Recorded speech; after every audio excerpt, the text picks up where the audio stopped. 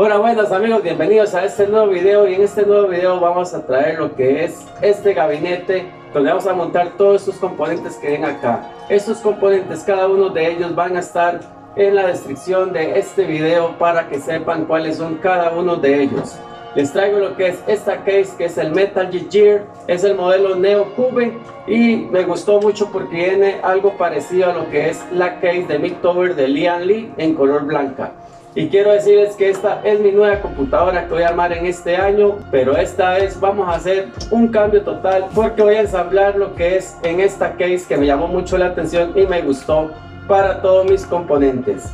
Así que espero que les lleguen a gustar el video y empezamos de una vez con el ensamble de esta computadora.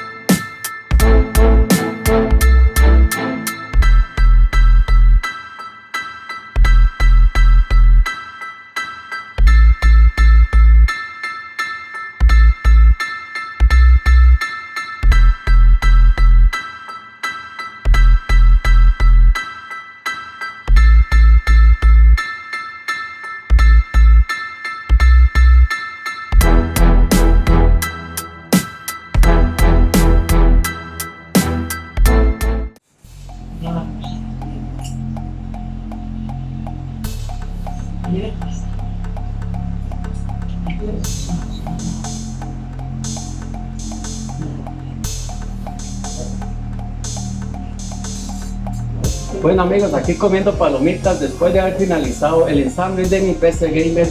Aquí la tenemos ya encendida, funcionando. Lo tengo con 9 ventiladores de la marca Hadware de RGB. Se los he dejado en luz blanca porque la verdad me gustó mucho, me llama más la atención, más que este gabinete es color blanca. Bueno, los invito a que se suscriban a mi canal, denle un like y pueden comentar abajo también en este video qué les pareció el ensamble, cómo ven ustedes este gabinete y todos los componentes de mi computadora. Ahí estaré respondiendo todos sus comentarios, así que hasta el próximo video. Chao.